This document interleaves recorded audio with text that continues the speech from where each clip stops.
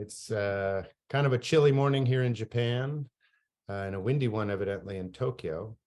And today, Jon and I are joined by a wonderful guest, Tisa Kent, who's going to help share with us about some health and nutrition benefits that might be tied into something Jon and I are working on as well. So we're excited to hear about that. Also, Jon and I are going to speak about preparing your gardens or your farms for the winter, whether it be something you're going to extend your season with some greenhouses, or if you're going to just put your beds to sleep, or whatever you're going to do. We're going to give you some tips and tricks on that and talk about some seeds and some other things that might help you get started for the spring. Because for people like us, the farming never really stops. It just kind of takes a break for a while, or takes a new direction, or gives us a chance to take a breather and think about something else and sharpen the tools and things like that. So without any further ado, well, let me introduce myself, of course. My name is Chuck Kayser. I come from America. I've been in Japan more than 24 years. And I've been farming for 12 or 13 years. And the name of my farm is Midori Farm.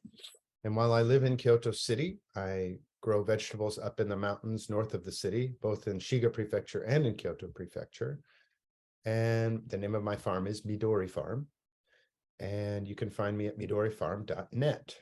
I not only grow vegetables, but I also have a CSA where I sell my vegetables to dedicated customers in the city, often delivering right to their door. And I also run events and tours, and I also take volunteers. And I've got some special news that I'm just starting out with that I'll talk about in my little spiel time. But for now, I'm going to turn it over to my good friend, Jon, the urban gardener, who's going to tell us all about what he's been up to. And yeah, it's always exciting to hear from you. Jon, you ready to take it? Yep. Yeah. Good morning from Tokyo. My name's Jon Walsh. I'm a self-employed urban farmer who's been teaching people how to grow food for the last 10 years, since 2012.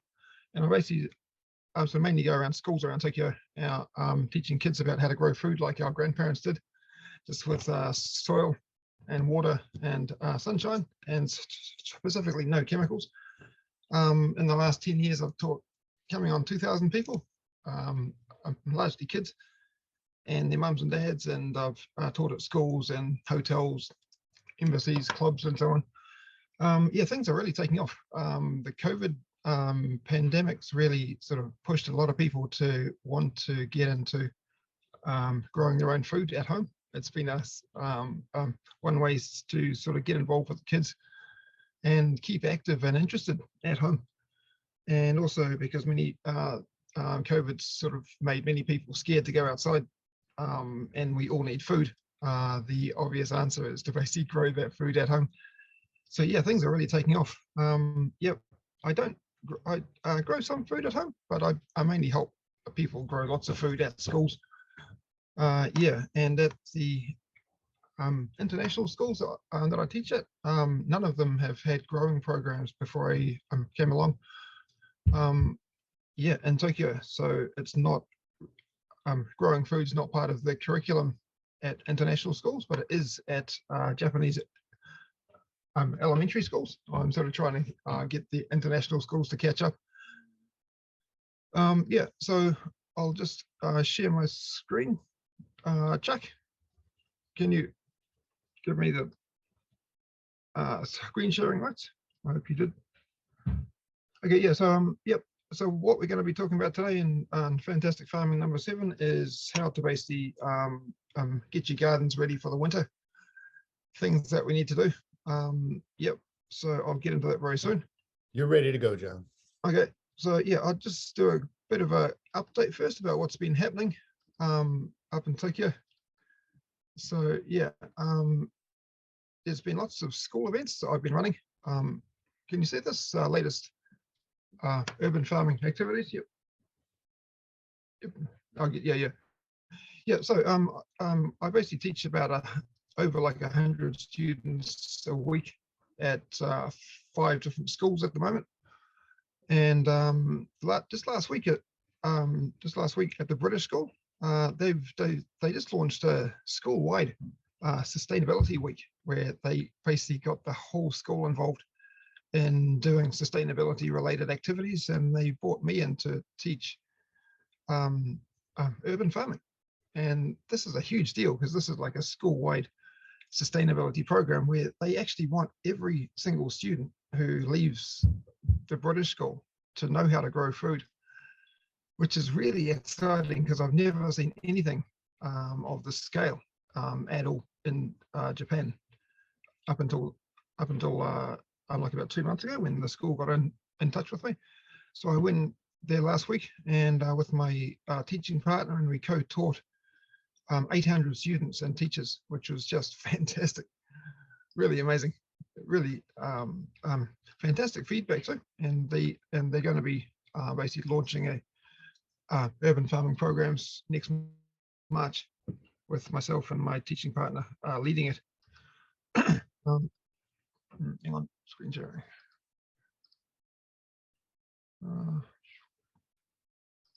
Just having a bit of technical glitches here. Hang on.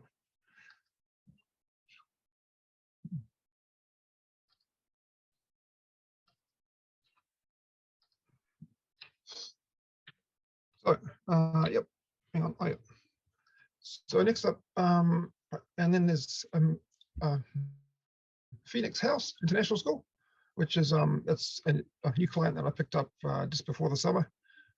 They didn't have a garden until I basically kicked off one outside their front door. They've basically got a whole long line of large planter boxes, which you can hopefully see in the left-hand photo here. And just a couple of weeks ago, I got the school caterer to come along and and help with a farm to table event, where the kids basically picked their leaves that they had been growing outdoors, and we took them inside, washed them, and the caterer made up these beautiful salads. So the food miles, which is typically hundreds of miles, possibly thousands from where the food's grown to where it's eaten, went down to 30 meters, which was pretty cool.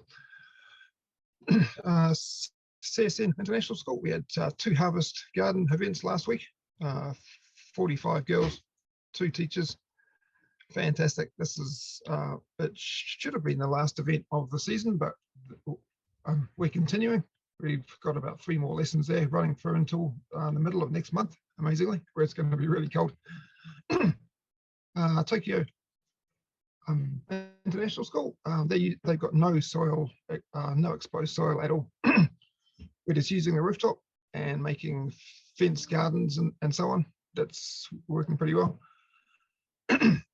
Okay, Chuck, I'll get into the main bit, if that's okay.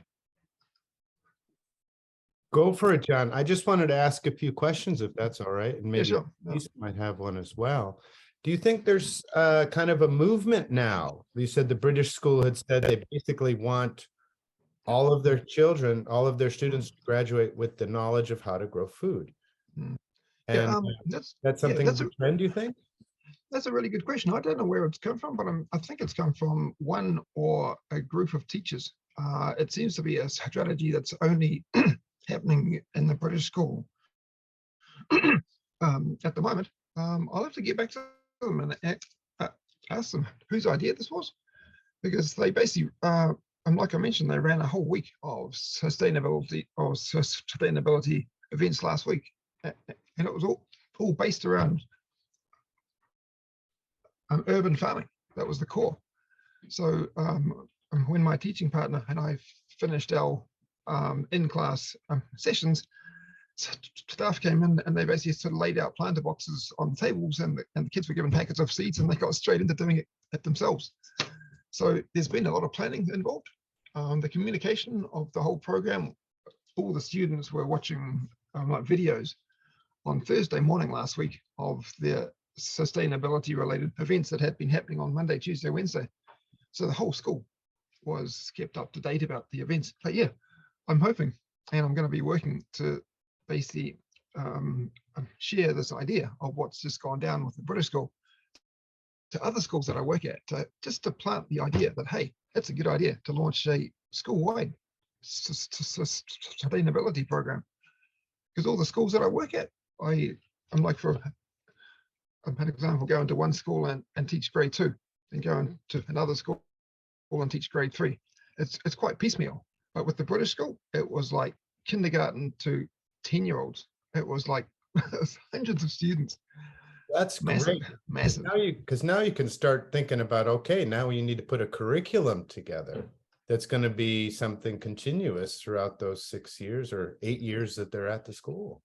Yeah, well, yeah, that's a good point. One idea related to that I've come up with is just to hire outside experts and bring them in, like someone who's good at who's knowledgeable about hydroponics, aquaponics, greenhouses, just sort of bring in people who have more knowledge than I do about certain related areas, and just get them to be guest speakers. Yeah, that's one way to build a program. The school can bring in experts too, but it's they've had me, they like me, it's going to carry on. So there's a lot of opportunities just suddenly opened up, but it's really exciting because I had no idea that this thing was even possible until they asked me to run it, asked me to run the urban farming bit. It's just sort of blowing up my idea of what's possible. That's great. Amazing. John. That's great. Okay, so I'll just carry on. Yep. Okay. 7 ways to prepare your gardens for winter. This is most of this would probably apply more to you, Chuck, than it does to me. So yeah, the first one, just clean up vegetable beds, garden beds. They can become sort of covered with, filled with dead plants pretty easily from the summer and autumn. So it's a good idea to get out all, take out the dead plants and compost them. Important point, if any plants have diseases or contain pests in the soil around the roots, it's best to get rid of them, destroy them, rather than put them into the compost bin where the diseases could spread. And then add some compost or mulch. Take out the weeds first, add some mulch, and let the contents of the mulch just sort of sink into the soil over the winter. Yeah, one point is that if you put on too much mulch, the soil may not freeze, and freezing kills pests. So if you put on a bit too much mulch, that might stop the soil from freezing. So it's good to be a bit careful there. Number 2, get a soil test. Check what's actually in your soil and whether it's okay in terms of the soil minerals, the potassium, phosphorus, sulfur, carbon, and so on. Check whether that's okay for what you plan to grow in the spring. And also check if there's any lead in there as well. And a soil test should tell you how much, should recommend how much lime and fertilizer to add to improve your soil. The lime can, of course, adjust the soil pH. What's next? Oh yeah, yeah, expand. You can use the winter to think about setting up more gardens. This one here is quite cool. This is just bricks, but the holes in the bricks are used to grow plants. That's good. That's a good idea of a really simple, really cheap raised garden. What's next? Yeah. So we can basically set up new gardens during winter, add some soil and mulch, and get ready to plant in the spring. Next up, gather leaves. I think you do this, Chuck, in Kyoto. Gathering leaves, many people sweep them up and chuck them out. It's not a good idea. Of course, they contain, they're like a really good brown component to add to your compost. Oh yeah, I'm big on the leaves, John. I've been getting them for years, and sometimes I even steal them from the roadside where people bag them up for the trash to come and pick them up and burn them.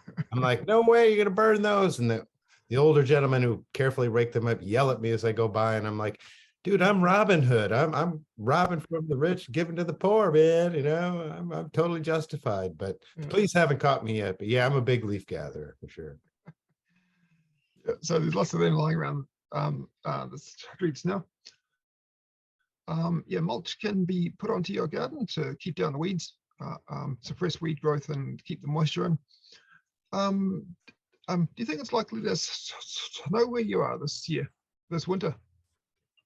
For me, well, again, it's the second year I'm in this new area of Keihoku. And last year we got Shoo, it was a good 35, 40 centimeters for a month. Yep. So I'm thinking, yeah, we're going to get some snow this year for sure. Yep. I'm hoping we're going to get some up here in Tokyo. So we haven't seen it for like a few years now.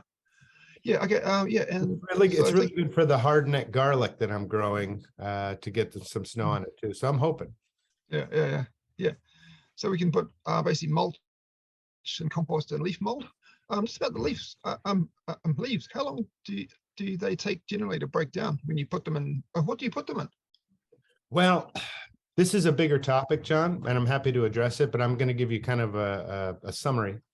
Basically, leaves, if you just collect them and pile them up in the corner, give them a year and a half, 2 years maybe, the second summer, they'll be done, especially now if you go ahead and turn them, you're gonna cut off a few months there if you turn them around. Now, if you shred them, then you're at about 3 or 4 months, maybe 6 months. And if you mix them with coffee grounds, which is the best combination from what I've heard, the high nitrogen content of the coffee ground really heats up the carbon element in the leaves and creates not only a faster process but a richer compost.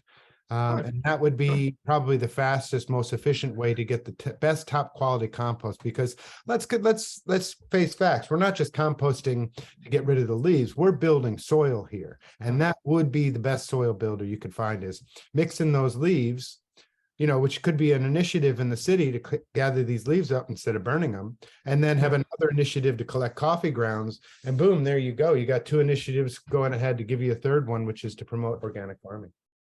That's great. Well, man, that's a great idea. That's awesome. Yeah. So the coffee grounds and the leaves, basically recycling both to make compost. Plus all the kitchen scraps you can throw in there. But kitchen scraps, especially in an urban situation, are tricky because it attracts pests. Yeah. Okay, so the next thing that we can do to prepare our gardens for winter is to basically write down what happened while the memories are still fresh. So like sort of writing down what plants grew in your space, what plants didn't grow, what you want to grow next in the next season. You could sort of do some research during the winter, like about how to grow certain things. Up in the city, lack of sunshine due to shade is a real large issue. So it's good just to like think a bit more broadly than just your own living space. You could consider, if you know someone like a workmate or a friend who's got access to a sunlit rooftop, or if they've got like a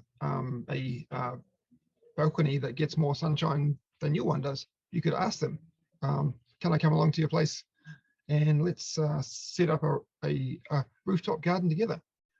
Offer to share the food to give them more motivation to get involved. So the point is basically, don't just think about where you live and have access to. You can think about where maybe the school that your kids go to, or the places that your workmates and your friends live.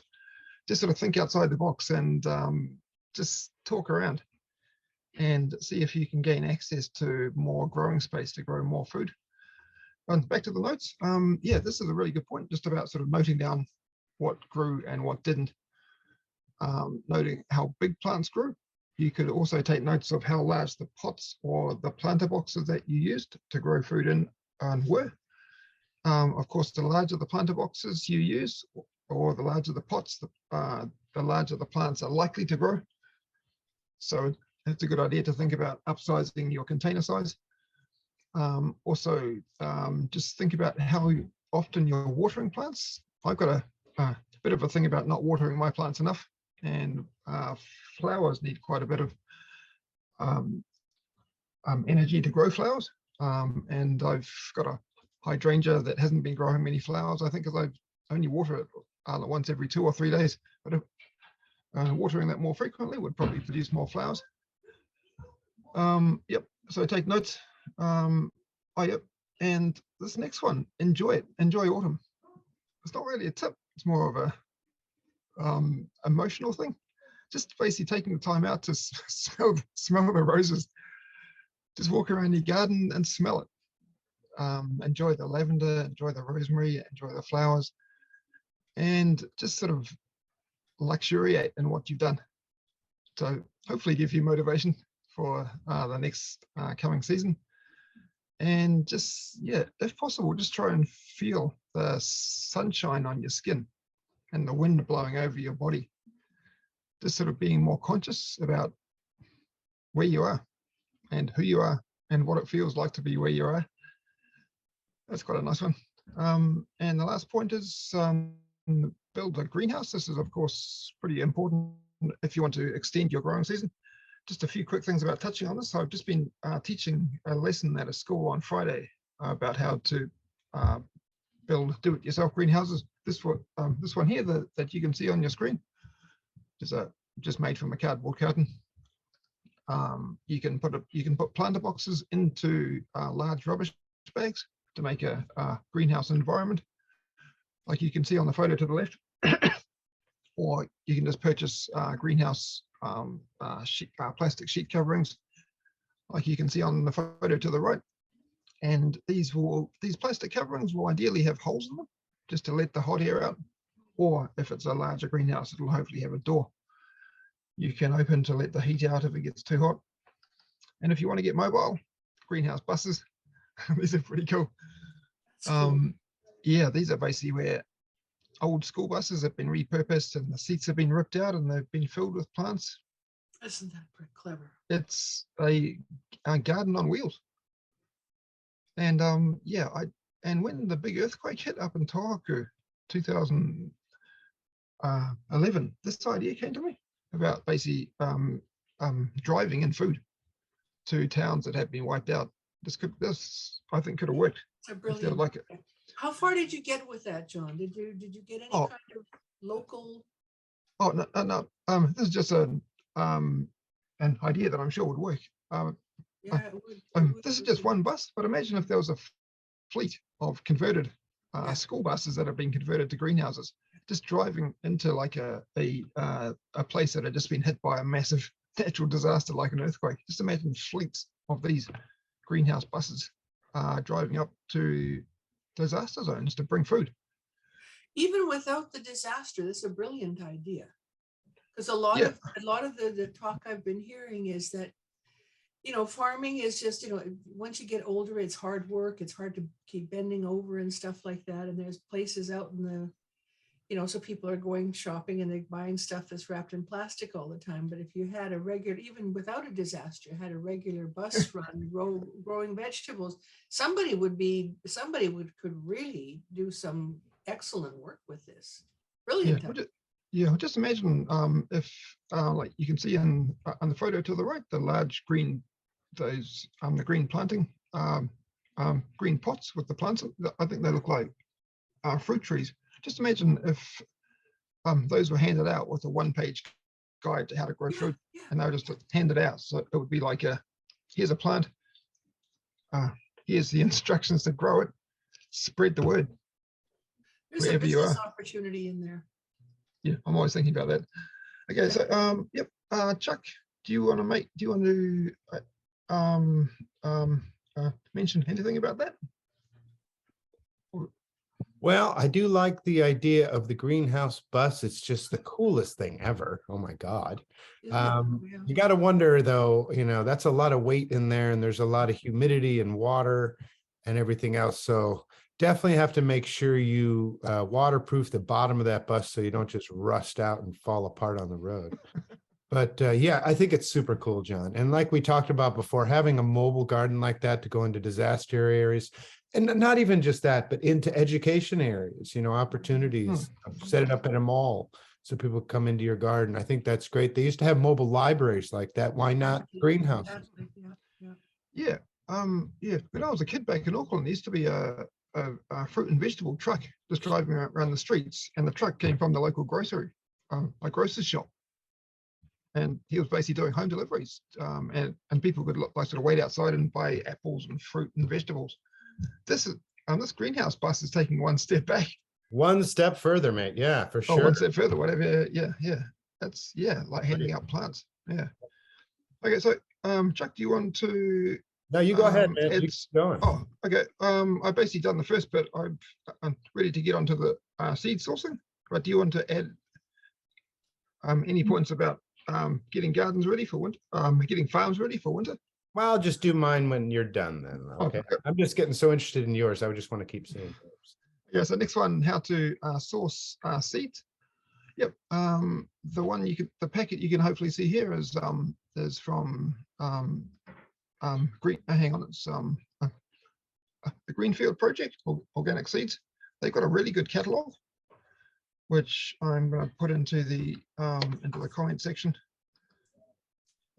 When I get my tech going, my technology, which I'm not very good at the moment. Okay, yeah. So Greenfield, the Greenfield Project, they've got a really good catalog of pretty much everything that you might need. All organic seeds. Hang on, chat. Okay, just putting it into the chat box now. The link. Hang on. Yep, so that's one of a few Japanese companies that produce seeds here.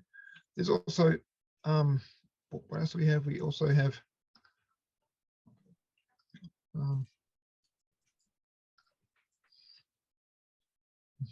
okay, yeah, we also have, here in Japan, there's 3 other companies that I dug up. Kobayashi Seeds, Tokita Seeds, and Kitazawa Seed Company. They've all got English language homepages, and the last one, Kitazawa Seeds, on the bottom, they don't do. They specifically state they don't do GMO, which is good. So yep, and it's probably Chuck, when do you normally start getting seeds? When do you start purchasing seeds? Well, that's a good question. When do I stop purchasing seeds? Might actually be one to answer. I've always got seeds on my mind, so it's a hard thing, but I think it's when the seeds go in the soil, that's really what you want to trace the beginning from, because, if I'm going to grow peppers like what you've got in that picture, those are beautiful peppers. I'm going to seed those in early February. Yeah. And that's for June, July harvest, first harvest, And my peppers are actually still going, believe it or not. Solveig, I heard your voice. If you get a basket, you'll probably get the last of my peppers, which is, beginning of December. So, I mean, that's what the way to do it is to get the seeds yourself from a local group if you can. Some reliable seeds, plant them yourself, grow them up to be strong and healthy, put them out properly, take care of them. And then you can just step back and let nature take its course. So as far as buying seeds, it's a 365 days a year I'm buying seeds, really. So I never stop. Yeah. Check out the picture to the right-hand side of this slide, the nasu eggplant. They're different shapes. Amazing. Oh, John, you need to look at an eggplant chart on the internet. There are hundreds of different kinds and sizes and colors and shapes, and it's incredible. It's absolutely incredible. The eggplant is a multivarious thing. And the reason it was called the eggplant was because the first ones that the English speaker saw was a small white one that's shaped like an egg. This kind of thing makes me want to cry almost. I mean, when I go to shopping to my local supermarket, there's only one kind. So same with cucumbers. There's only like one kind. It's so narrow, the choice of available food from supermarkets. Amazing. Yeah. Okay. Yeah, that's seeds from me. If you want to run your bit, Chuck, go for it. Sure thing, John. Sure thing. I did want to ask a question though. Where do you get your seeds from? Basically just local shops. Just local shops. Home stores. Yeah, they're normally hybrid seeds. Yeah, but when I find organic seeds, I normally get that the greenfield project type. Okay, very good. Well, maybe you'll be able to branch out now that you know some more about seeds and everything else, because like you saw those eggplants, there is a world of different varieties out there that we're not exposed to, we're not given access to. And I don't think that that's necessarily intentional. I think that's a lot of consumer driven, that people buy what they see and what they know. They look at the funny crenulated Brandywine tomatoes and they think like, oh, I don't want to grow that, or the beefsteak, that looks horrible, or these chocolate stripe. I mean, oh my God, they're all green and brown. But until the people taste it and they know that I have never put a tomato in my mouth in my whole life that ever tasted as good as this. And that's where it really comes home to roost. And maybe Tisa can talk about that a bit as well, because I know she's into food and things like that.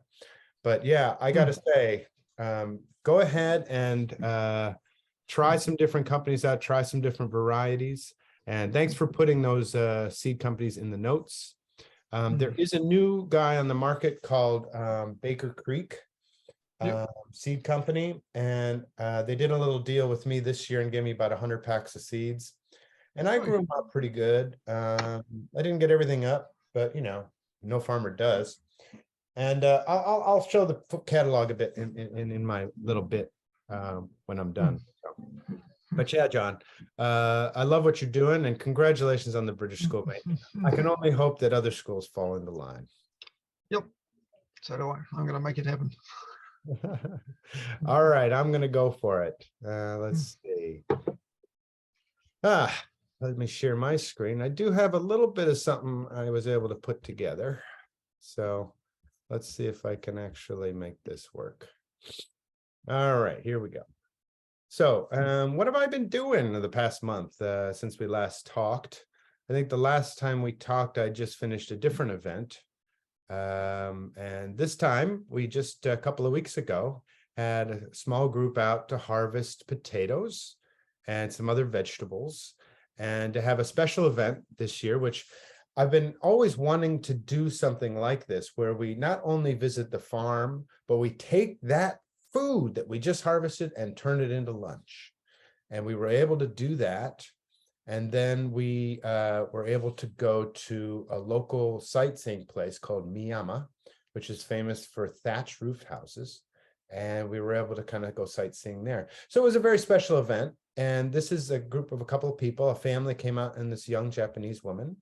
And this is them harvesting potatoes. And I just love harvesting potatoes. I told them, of the 70 or 80 varieties of vegetables and fruits that I grow, and of the 300 or 400 packs of seeds and other cultivars that I grow, potatoes is my very favorite to harvest. And I was heartbroken this year because I couldn't harvest them myself because I have a bad knee.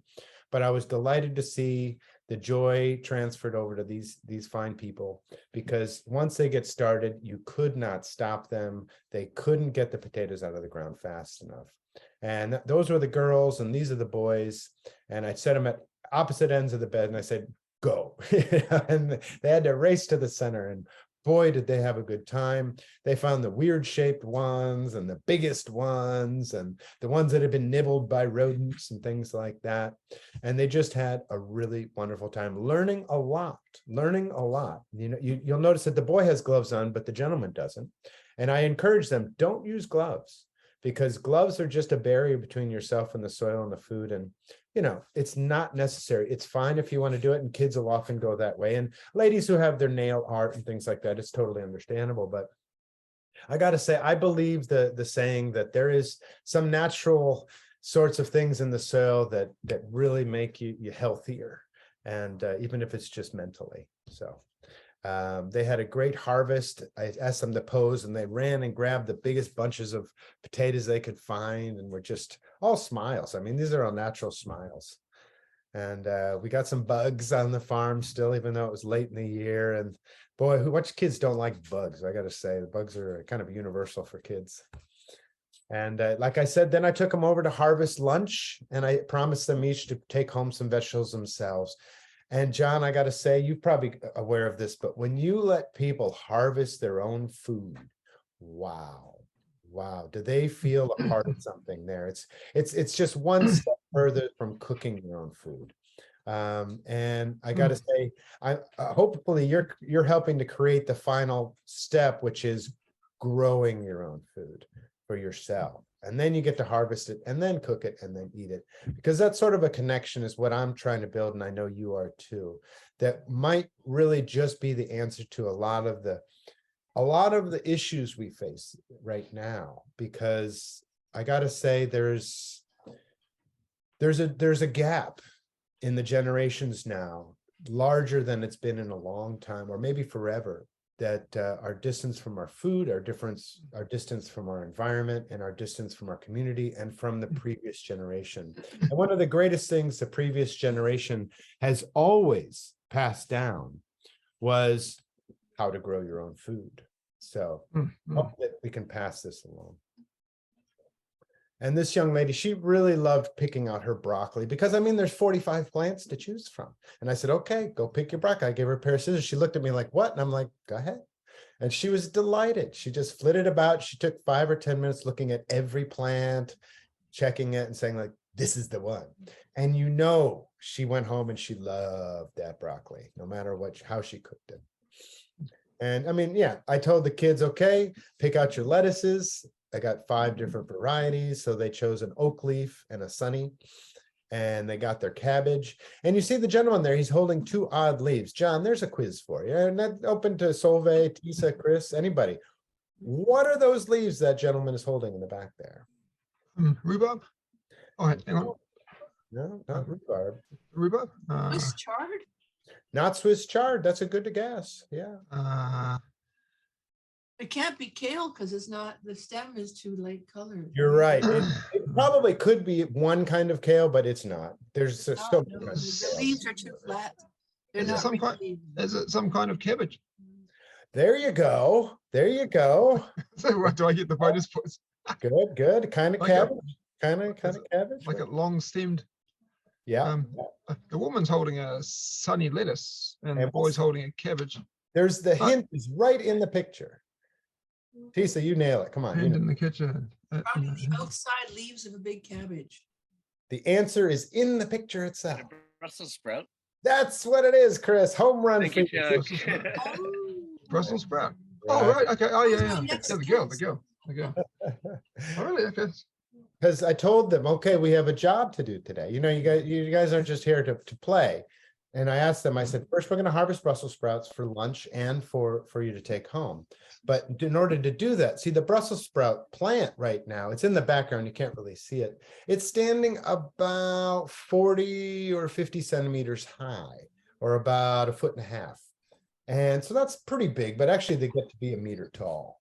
And the thing is, when they're growing, they have these leaves like the gentleman's holding coming up from the bottom. And then there's just sets of those leaves going all the way up the stem, spaced about 5 centimeters each. So there's just, dozens of leaves in each one. I said that the trick to getting good big Brussels sprouts is to pull the leaves off the bottom to about halfway up and to keep it kind of naked there. And then to harvest the ones at the bottom. So they went to work and they amazed me, because I said, okay, now we're going to put those in the compost. And they said, no, we want to eat them. And that's the real connection that I love to see between people and their food on the farm, because once they're engaged, they want to do it. They want to eat it. They want to taste it, smell it, touch it, feel it, and be a part of it. And I think that's just a wonderful, wonderful thing.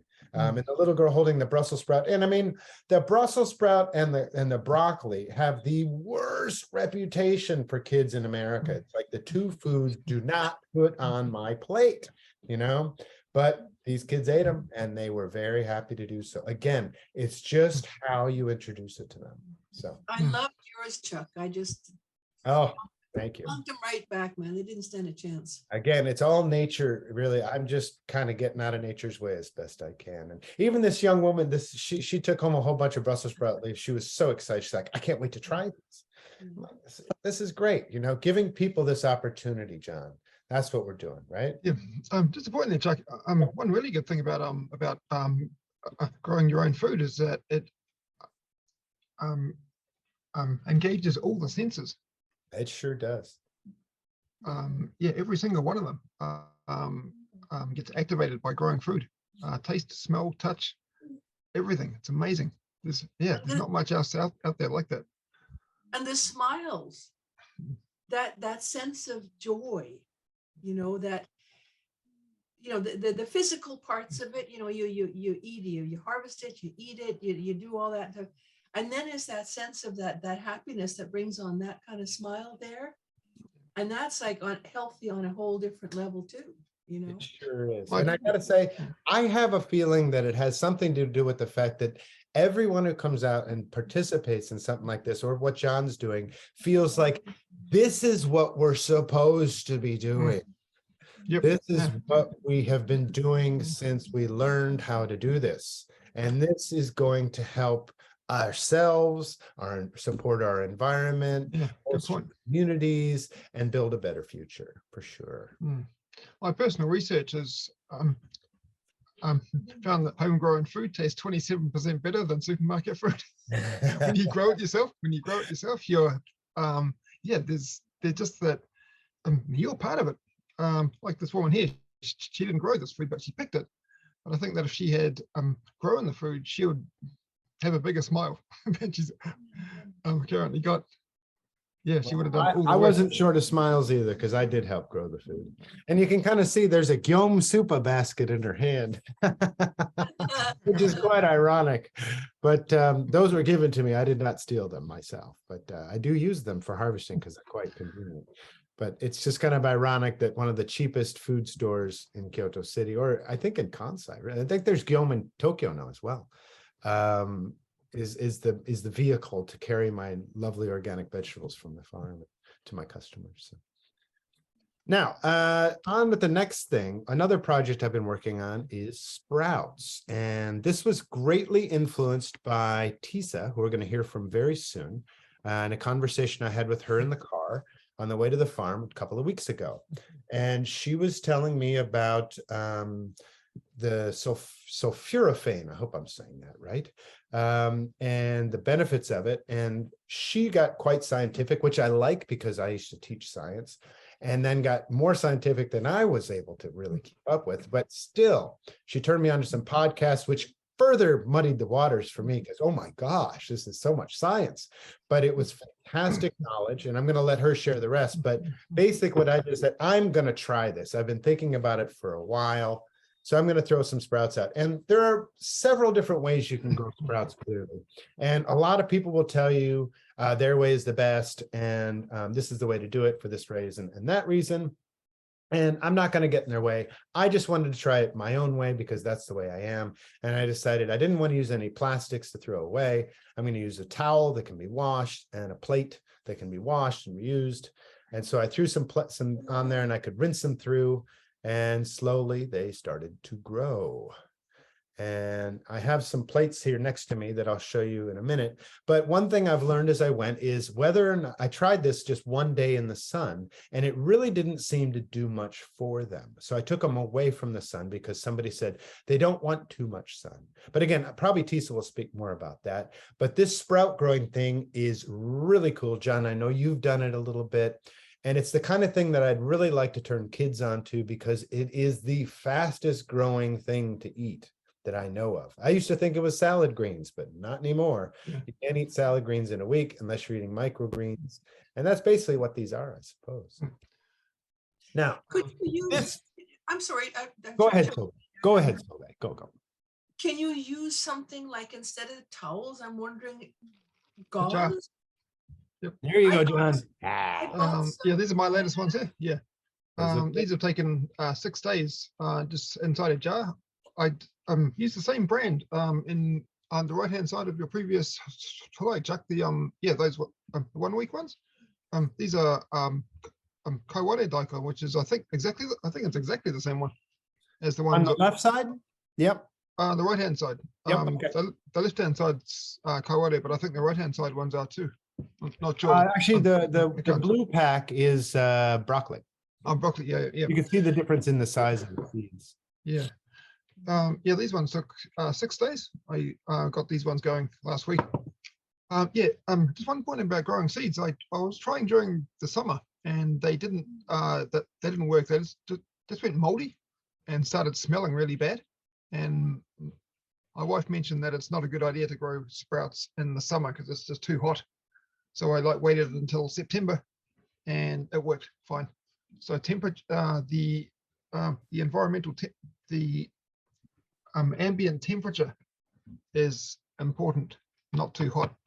Well, I'm sure your wife knows a lot, but there's people who have made it their life's mission about growing these things. And there's hacks to get around that with like apple cider vinegar, soaking to kill all the spores and bacteria. And maybe Tisa will touch on that more. I just want to get finished so we can turn over to her. So please excuse me as I just kind of skip ahead.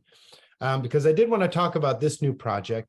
And excuse me for the pornographic insect image, but these are soldier flies, and these are a new direction for Midori Farm because they are the best composters people have been able to find.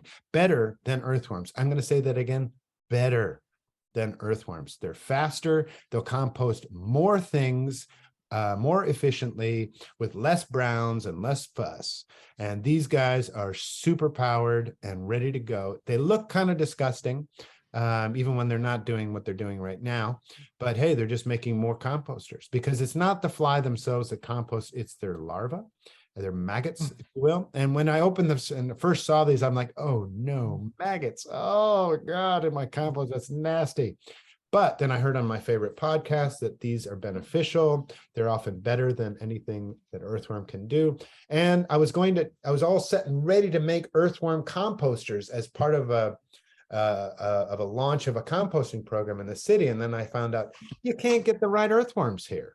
You need these red wigglers that are supposed to be super powered composter. They don't live in Japan. So you have to import them, which is a fuss and a muss, and I didn't want to get into.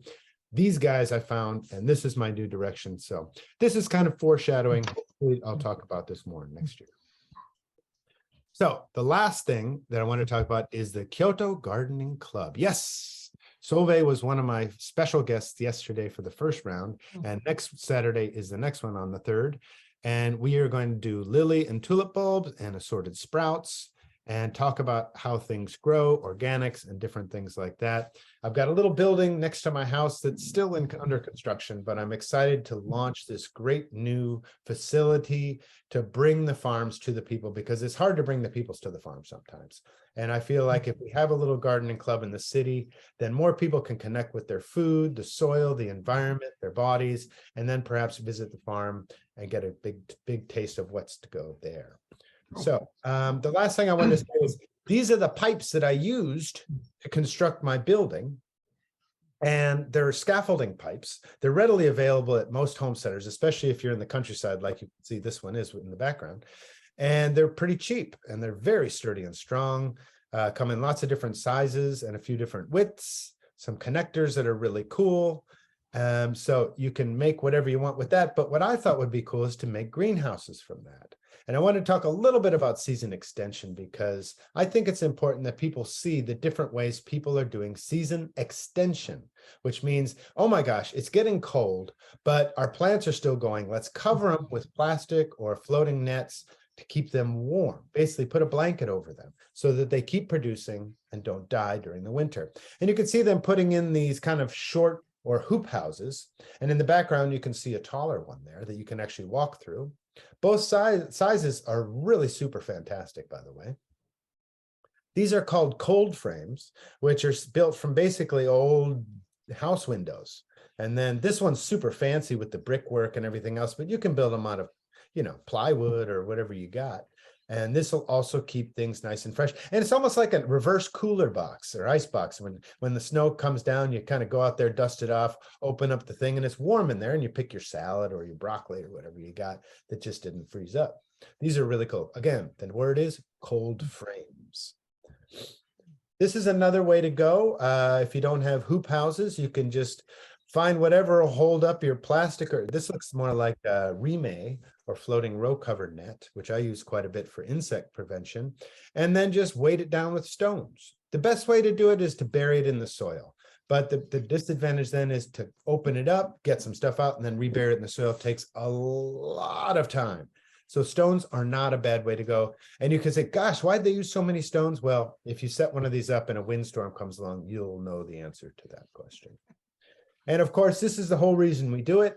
If you have a proper greenhouse and it snows on you, your plants are safe. Now, you do have to make sure you dust the snow off of there. Otherwise, the sunlight is blocked and you won't get as good a production. The last thing about seed saving and things like that is you have to understand there are some seeds that are incredibly easy to save. For example, a pepper seed. Peppers do not cross-pollinate. So if you pull a pepper seed out of a pepper, as long as it's not some hybrid, then you're going to be able to grow that exact same pepper next year. Now, if you do the same thing with a watermelon, you're pretty much up the creek without a paddle, because that watermelon is 9 times out of 10 going to be a hybrid and grow some nasty, awful thing. And if you try doing with squash seeds that you've grown 2 or 3 varieties of and they cross-pollinate, again, you're going to just end up with something you really don't like.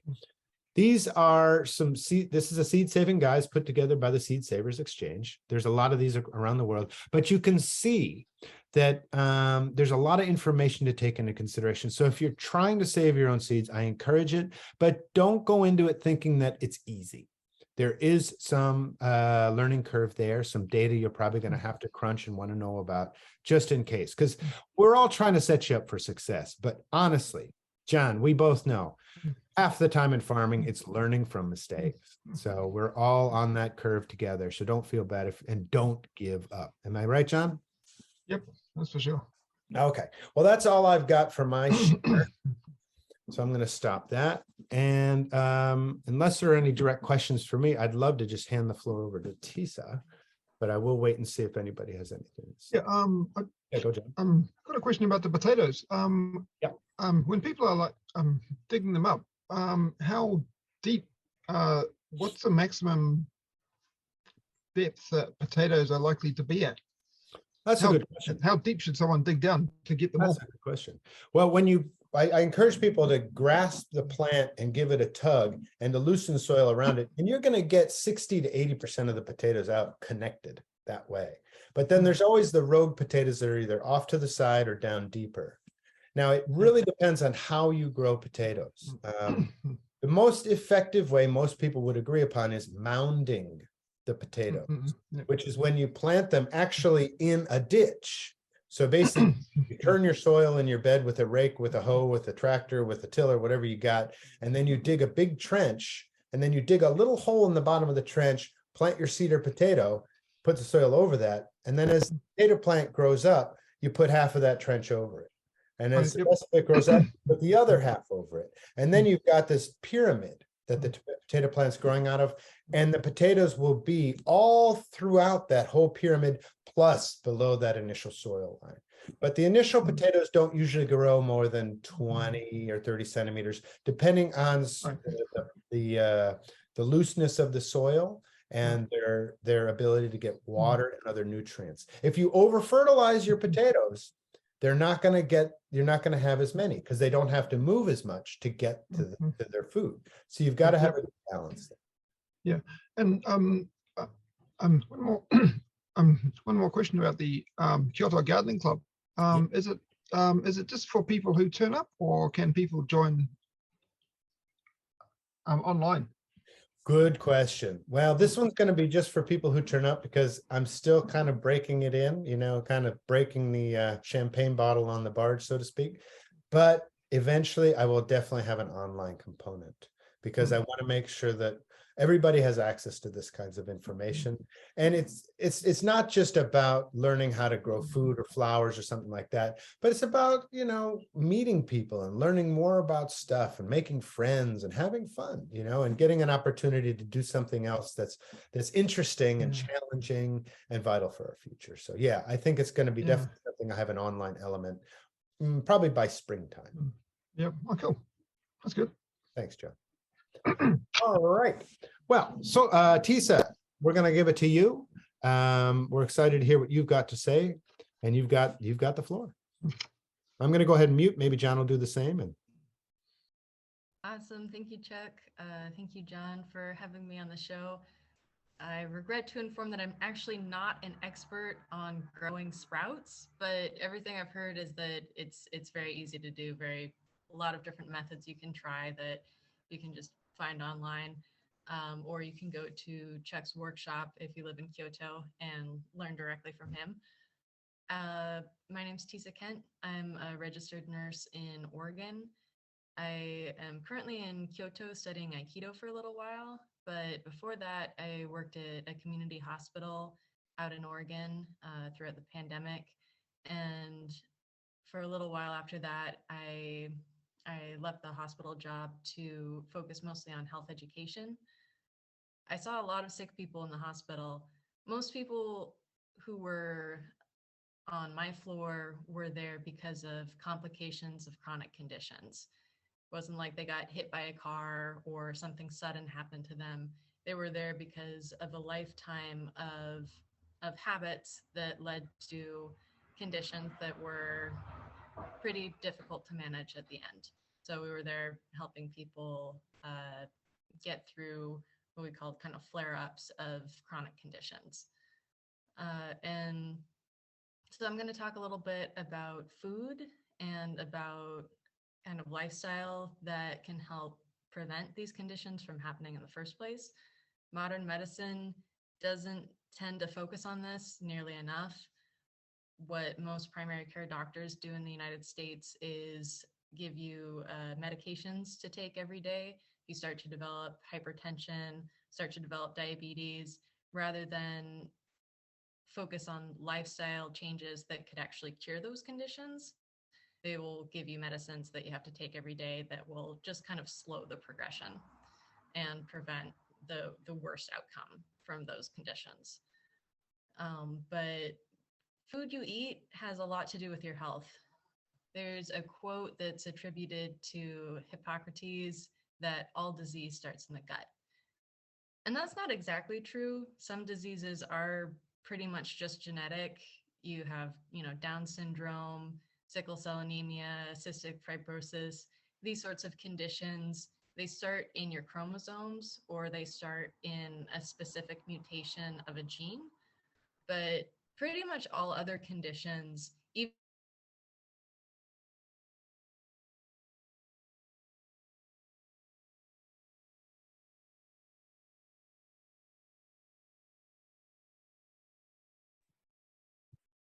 Tisa, I'm not sure if anybody else can hear you, but I can't hear you anymore. You guys hear me okay? Now I can hear you. Okay. Okay. Sorry, it said my internet was unstable. Hopefully I'm back. And I'll try to pause after each of these. So I'm going to talk about 3 ways that diet influences your health, and I'll try to pause after each one so you guys can ask questions. So the first way is that diet can cause chronic inflammation. Your digestive tract has a very important and pretty difficult job, which is that it needs to absorb small nutrients from food while keeping out the bacteria that lives in your gut and larger molecules of food from your bloodstream. So it needs to be, we call it permeable enough, or like there needs to be enough space between the cells that nutrients can come through and into your bloodstream, but not so much space between your cells that you have these larger molecules or these bacteria that go into your blood. Because if you have bacteria or larger food molecules going into your blood, that causes inflammation. So the modern diet in America, and probably from America to a lot of other places in the world, causes what we call an increase in intestinal permeability or leaky gut. So leaky gut is when the space between the cells in your intestines grows larger and these larger molecules go into your bloodstream. Your immune system sees, oh, there's bacteria that's not supposed to be here. There's food molecules that aren't supposed to be here, and it reacts. It causes inflammation. So the kinds of foods that trigger this increase in intestinal permeability are the industrially processed foods that are really cheap and in America subsidized by the government and highly available, shelf stable, and made to be very tasty and sometimes even addictive. So processed sugar, highly refined wheat will also cause this. And the other thing that will cause it is an imbalance in the bacteria that are living in the intestines. So the bacteria that live in the intestines, they eat what you eat, and they also kind of eat you.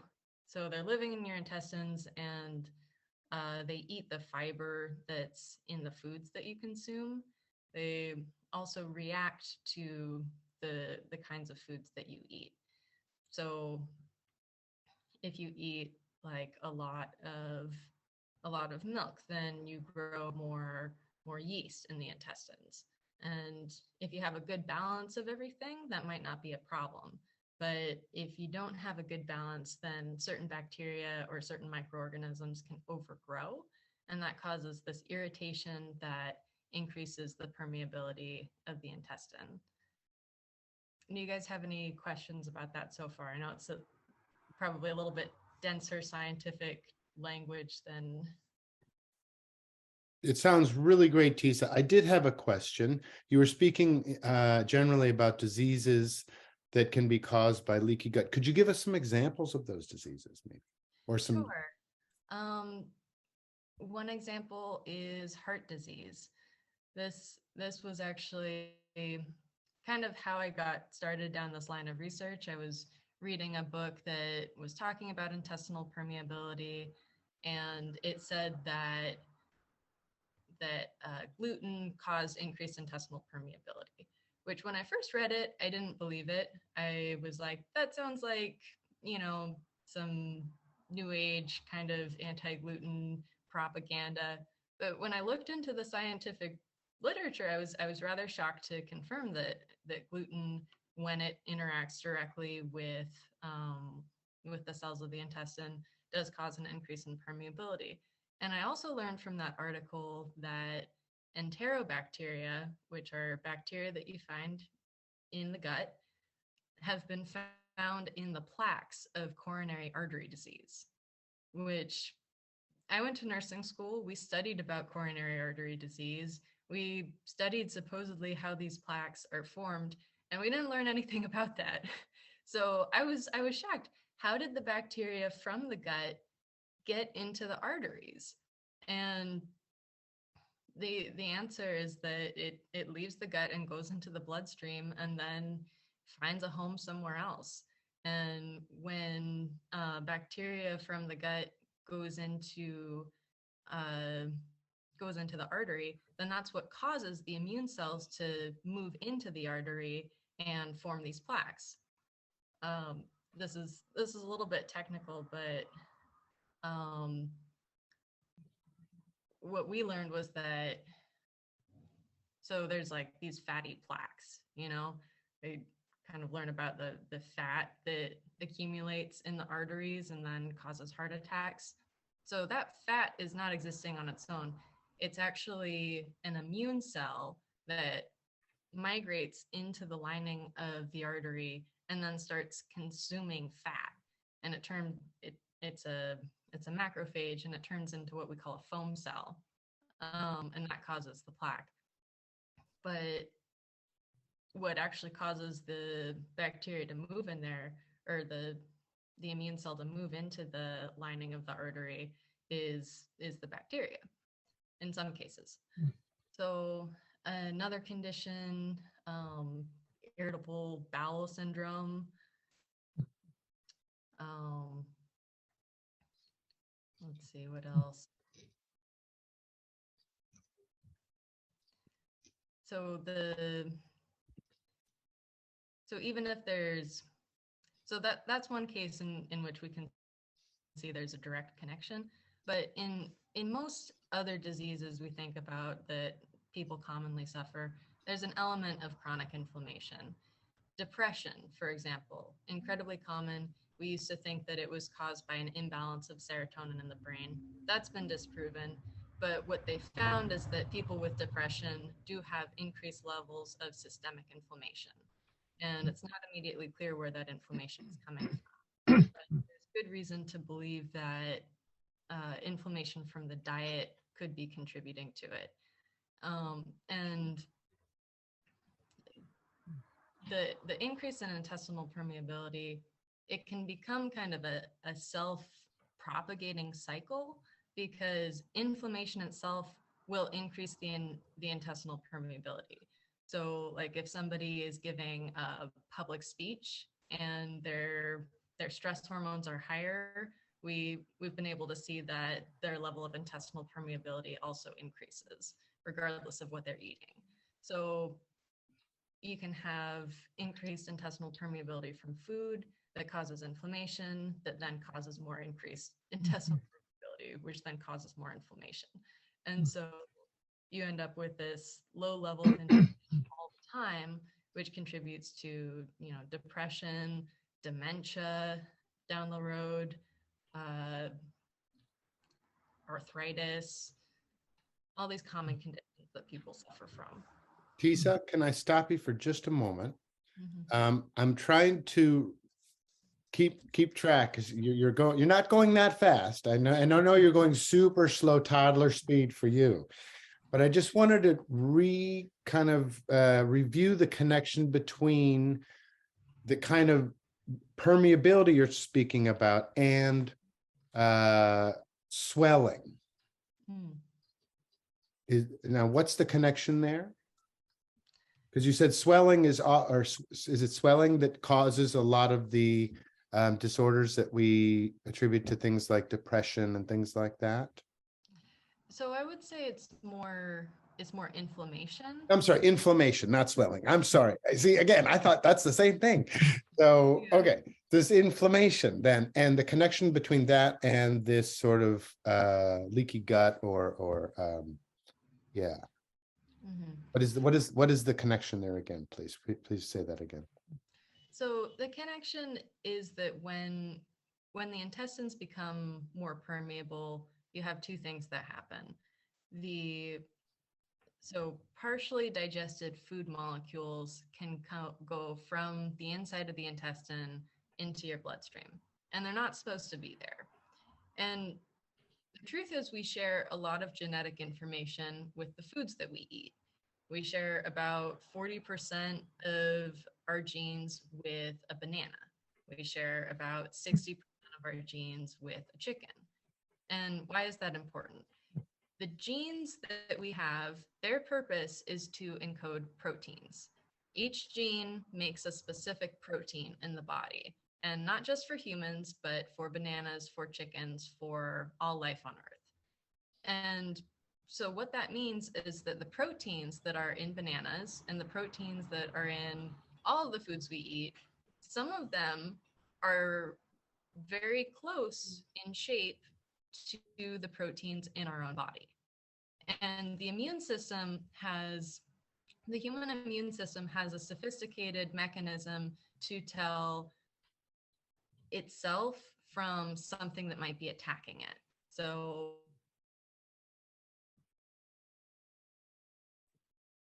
you're frozen right now. You have a great expression, but you're frozen. Just letting you know, you're probably going to have to speak again about this.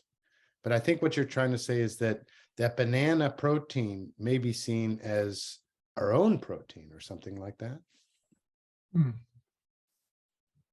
Yeah. Just a point about the intestinal permeability. It sounds like that. Oh. Yeah. There you go. Now you're back. All right. I missed you for a little bit. It's all right. It's all right. Gave us a chance to reflect. Again, you're going Go. So if the proteins, if you eat, say, some gluten, and this is a theory that some people have on, some people think that gluten in some people can cause cognitive problems, because they say that the protein of gluten looks similar enough to proteins that are in the nervous system that when you eat the gluten and then it enters into your bloodstream, your immune system is not expecting to find nervous tissue floating around in your bloodstream. And so it reacts to that as if it's foreign, because it is foreign. It's not coming from you. It's coming from, the bread you eat, that then entered into your bloodstream from your intestines.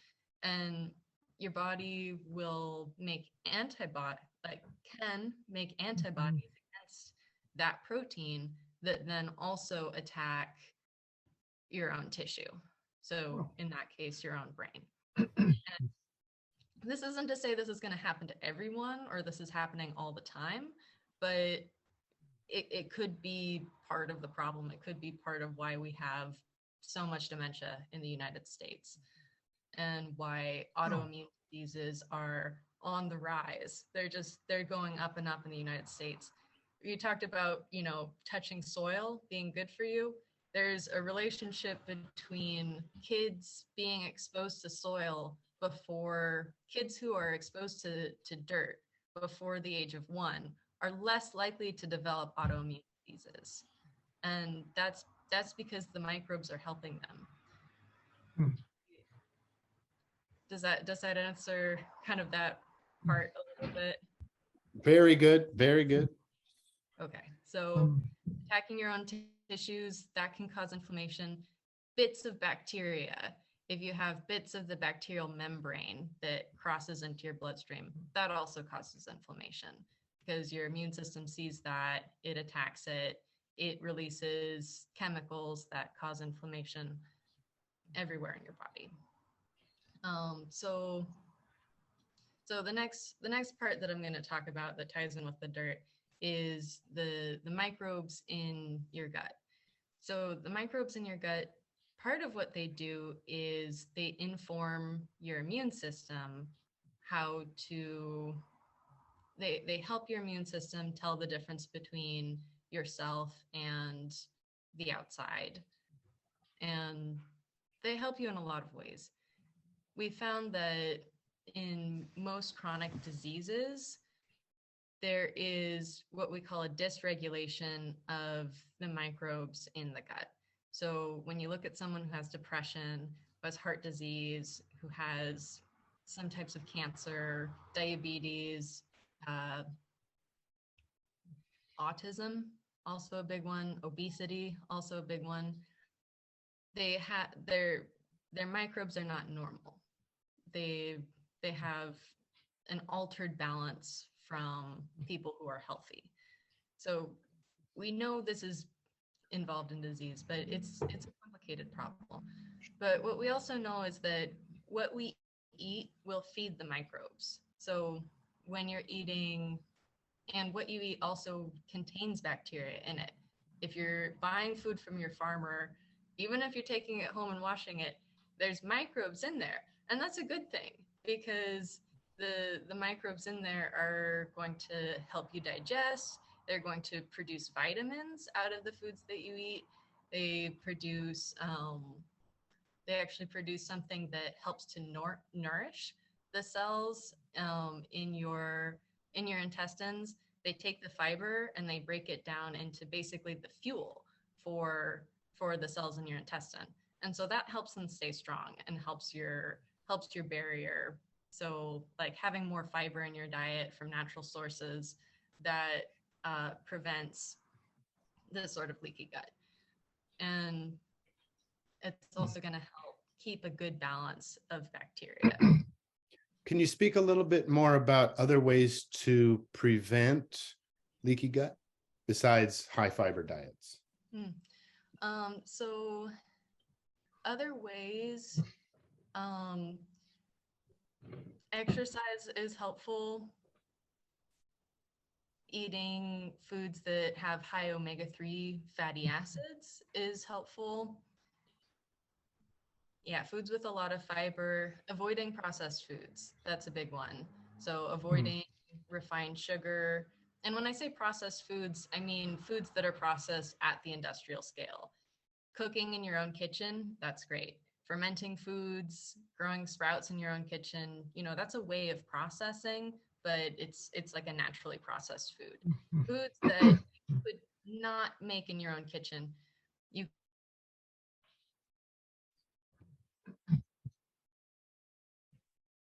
You're frozen again.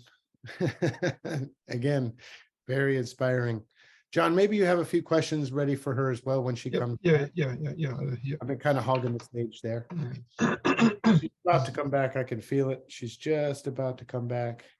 But I got to say, this is just really opening a world of interest to me, of things that are just very important for us to know, but we're not given this information. And she said herself, even she didn't know when she went through nursing school. So that's I wish my son could be part of this, because he would just soak this up like SpongeBob. Oh, great. Well, I'm thinking of having Tisa on Midori Farm Talk as well. So, because I think she's just amazing. I think she's gone off and she's going to relog on. Yeah, that's pretty good. It's like some of the things that she's been saying, like about a high fiber diet.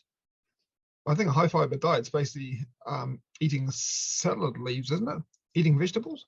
That would be a good way to get it. And it's like what she's been talking about. I didn't know too much about this, but it's like what we're doing is good by default. Yeah, and I mean, even when I've heard about these, these gluten allergies and things like that, and there's been a lot of pushback from, the public and from science and everything else. But it seems like what she's saying is this high processed flour. It's also now it's GMO Roundup ready wheat. That's I don't know much about it, but it just sounds like it's gotten to a certain stage where it's no longer really we're able to digest it and process it as well in our bodies. And that has been, so like eating bread when we were kids versus eating it now, it's a totally different bread. It's a totally different flour. Yeah. And that's why a lot of these things are kicking up now. Yeah.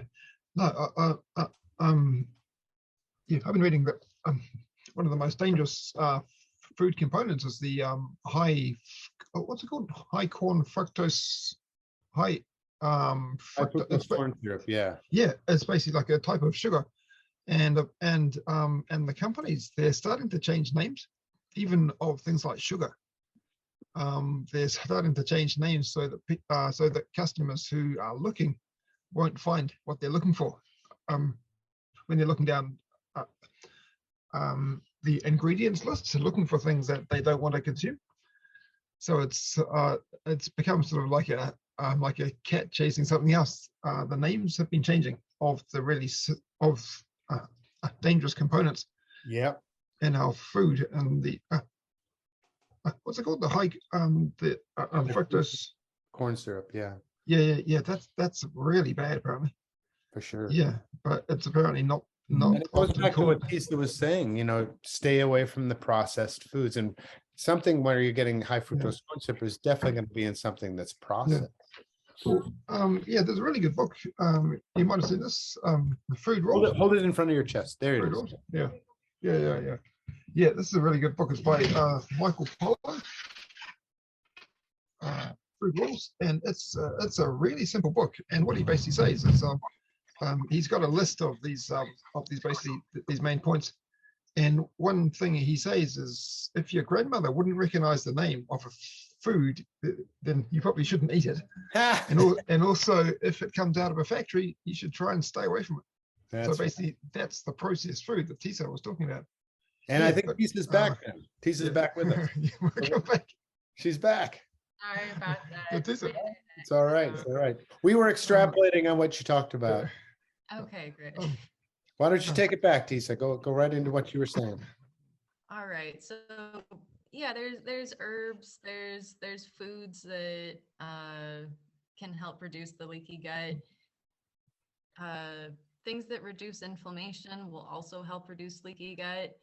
So compounds like turmeric, ginger, leafy green vegetables. There's a lot out there, and that kind of brings me to my next point about how food can affect health. You guys have any more questions about the? Yep, I've just got a question. Winding right back to the start, you mentioned about the intestinal permeability. Did you basically say that processed food can increase the space between membranes and basically let stuff that's inside the intestine out. Mhm. Right. Yeah. So that's basically, it seems that what you're saying is that food can actually have can cause physical changes to our bodies, like the structure of our bodies. It's Yeah. probably not surprising. Yeah, that's pretty amazing stuff. Yeah, and hopefully, this is all really new research. So hopefully in 10 years this will be something that doctors talk to you about at like every primary care visit. But it's really new research. There is a blood test that should be able to tell you if you have increased intestinal permeability. It's something you can talk to a doctor about getting for yourself. There's a couple different ways they can look for it. But it's something that I think in the next decade will grow to understand more about all the ways that it's impacting health. Yeah, I think just this simple fact of what kind of doctor or health specialist that you go to, I think can have a huge difference. Because I think if a doctor's um, been like sort of trained through med school and is working with pharmaceutical companies, sometimes being bribed by them to prescribe a certain drug that they sell, in contrast to going to like a holistic healer who doesn't just look at the symptoms that you're suffering, but may look at much wider issues. For example, you might have been abused, or you might be living in a very difficult relationship that's causing stress, that's triggering something to happen within your body. I think if the type of health practitioner that you go to, depending on whether they're laser focused like a GP or more into the broader things about what might be happening in your life, can have a huge effect on what advice you receive, I think. Yeah, that's a good point. And like working in the hospital and working with doctors, I kind of came to understand that whole framework. And so the basically in the United States, in order to say that something treats or prevents a disease, you have to have really large scale studies demonstrating that in like a randomized control fashion. So the only things that are really tested to treat or prevent disease are compounds that drug companies will be able to make a profit on, because these studies aren't cheap to do. So there are a lot of health benefits to the foods that we eat. There are specific chemicals that have been isolated from whole foods that contribute to health. These chemicals are called flavonoids or phytochemicals, and they're what gives food its flavor and its color. There are really potent flavonoids in broccoli sprouts, in all cruciferous vegetables, called sulforaphane. Sulforaphane helps to prevent cancer. It helps to lower inflammation. It seems to lead to a lower risk of death from cardiovascular disease as well. And it's safe. It's in broccoli. It doesn't have side effects. You can get enough of it just by growing sprouts and eating the sprouts. Now, why don't doctors say, have some sulforaphane, have some broccoli sprouts? It's because, at least in the United States, doctors are only able to give the advice if there's been these like large scale studies saying like, yes, this is demonstrated to be true. But that nature made the sulforaphane. No one can patent it at this point because it's already there. They might be able to change it a little bit and then create a patent from it. And that might be the best case scenario to get it into like really mainstream use. But just to like the reason they don't prescribe it is because there haven't been these large scale studies.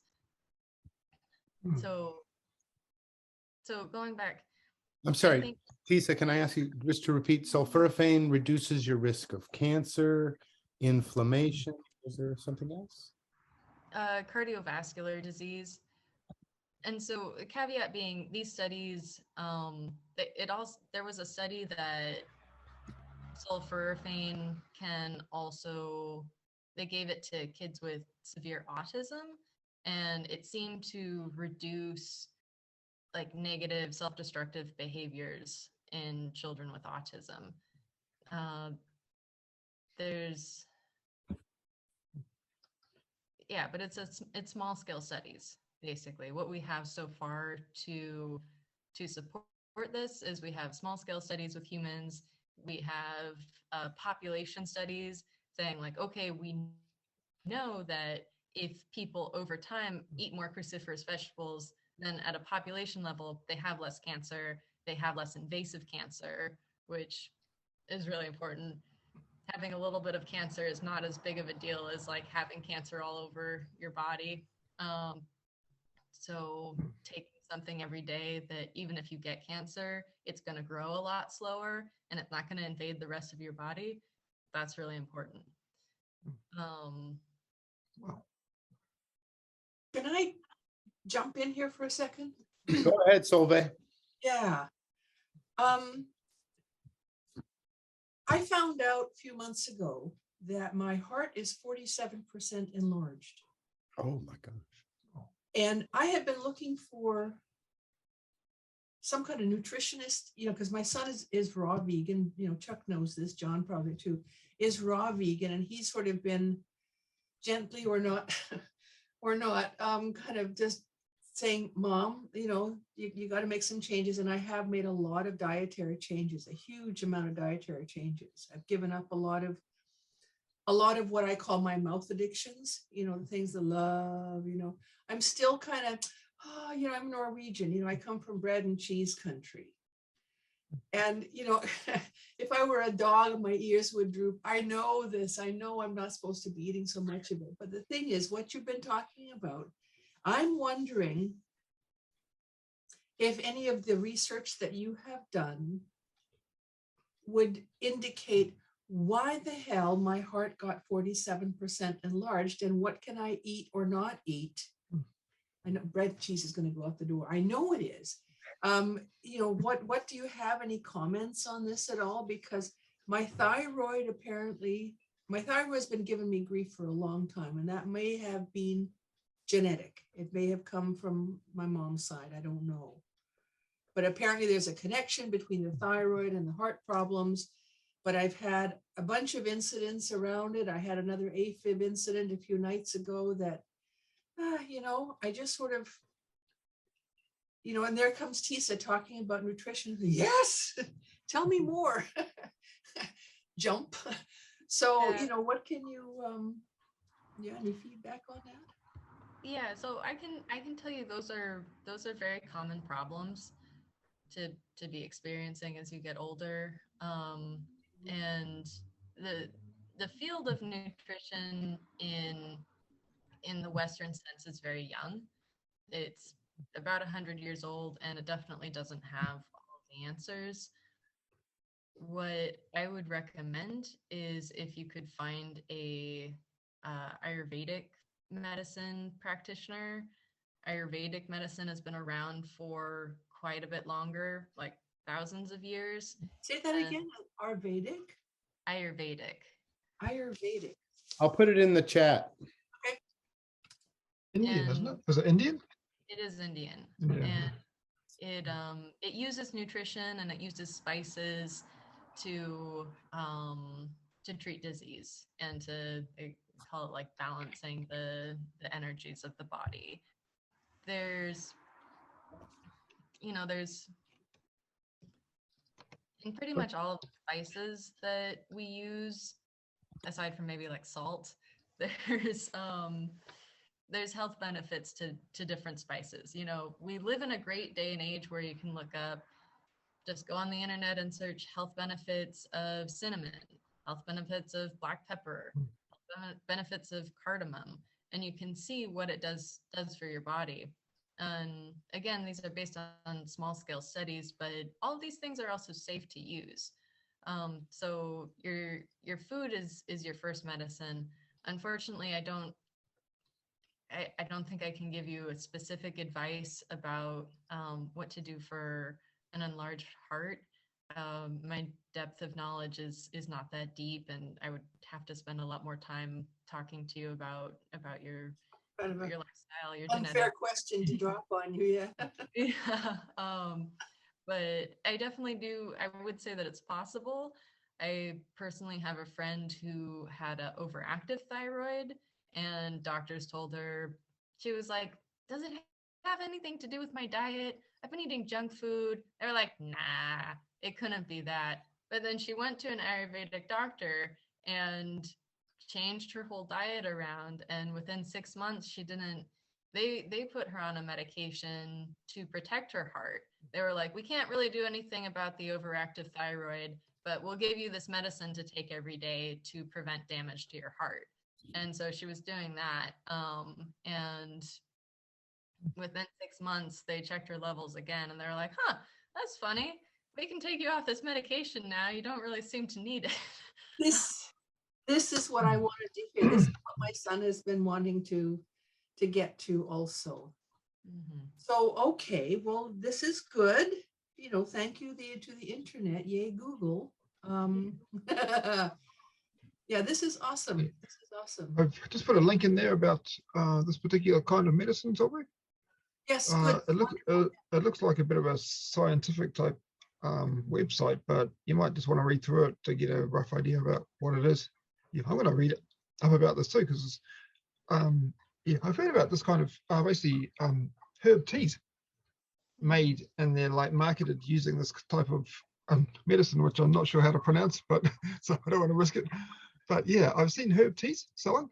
That's basically from this kind of ideals. And it must be the herbs and spices too, I think, because you mentioned spices, right? Yeah, Yeah, and herbs.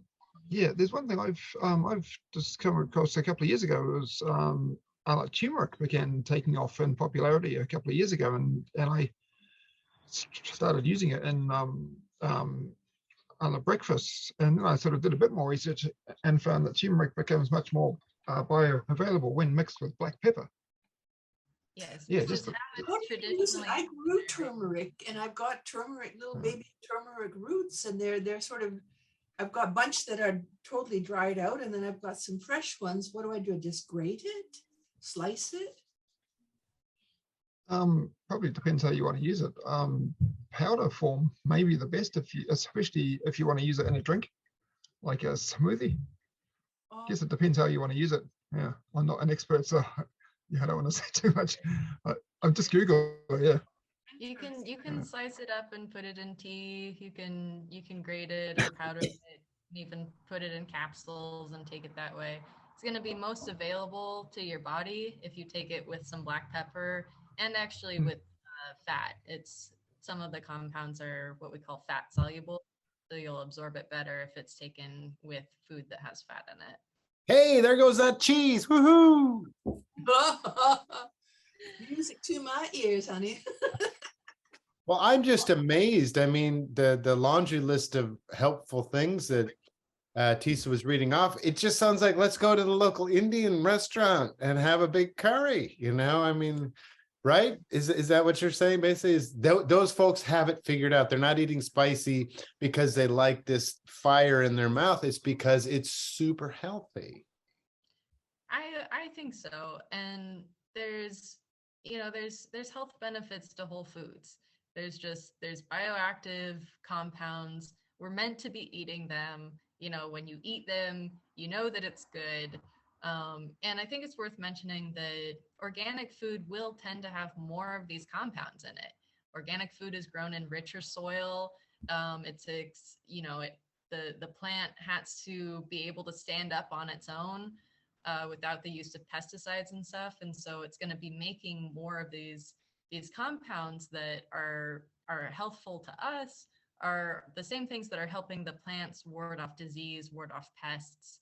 So and one interesting thing, So in an apple, there's over 1,500 different species of bacteria in an apple. And when you have an organic apple, you have a better variety, basically. Like they have a richer microbiota. And there's kind of I know we're kind of out of time here, but there's a parallel between use of antibiotics in humans, which kill off our microbes, and the use of pesticides and herbicides in farming, which kill off microbes in the soil. So, that's another thing. Kind of one of the things that pushed me kind of over the edge and out of traditional nursing was that one of the best things we could do for people in the hospital was give them antibiotics.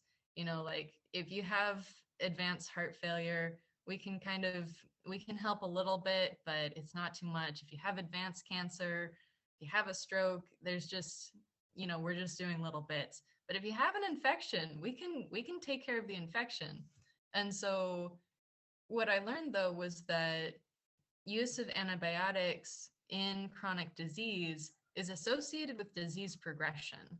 So when people get sick with pneumonia, get sick with urinary tract infections, and they get these antibiotics while already having, lung problems or heart problems or, GI problems, those problems actually get worse.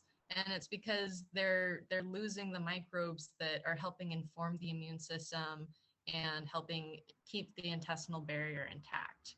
And so that's when I was kind of like, well, we're doing this thing that's helpful in the short term, but actually in the long term, it's not even that great. And so then I was like, okay, I need to find a different way to help people. I don't know, Tisa, that makes perfect sense to a business model, doesn't it? Let's not cure this person. Let's create a lifelong customer out of this person. Yeah. They're going to be back for more because that's the whole thing about a hospital. You don't want to have to return, but if they come back, hey, there's that payday coming. I mean, that's the whole money wheel going round and round. I mean, to me, that makes sense as a business model. I sell vegetables. Of course, people need them the next week because they've eaten all their vegetables. I want my customers to come back too. But it's just despicable when you think about it from somebody who's quote unquote a healthcare giver, that's going to just do something that's actually prolonging situation or creating other ones. Well, you get into the whole food, the commercial agriculture, commercial fishing, you get into that field there. And I mean, most of us, well, I'm older than everybody, so I'm going to say my generation certainly, but maybe used to, where you get the Food and Drug Administration saying you have to have 4 glasses of milk a day or 3 glasses of milk a day. And you have, this is chicken is really good for you and meat is really good for you and this and that. And it's just, buy, eat, consume. And it's like my son said, he said, humans are the only species that consumes somebody else's milk. That is meant for little babies, fresh out of the womb, for however long. My son nursed for 1.5 years. And that was all he got, mama milk, right?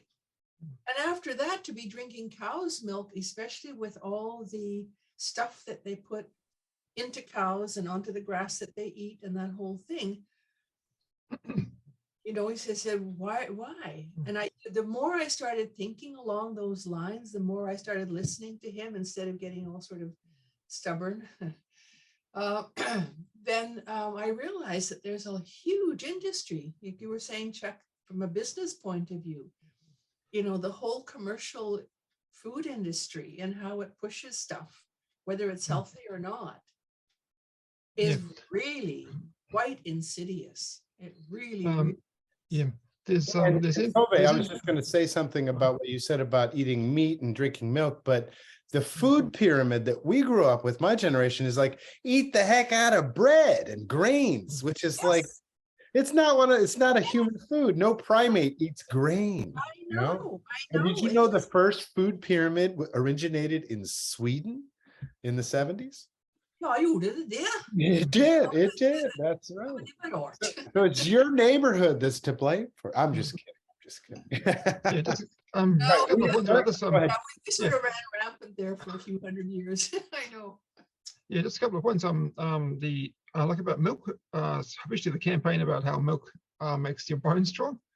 And Does there's the body apparently do it? yeah, there's apparently research coming out that it can do the complete opposite and actually cause osteoporosis. Yeah, but that the drink more milk to get strong bones is apparently a campaign for to help farmers sell more milk. It's worked for a long time.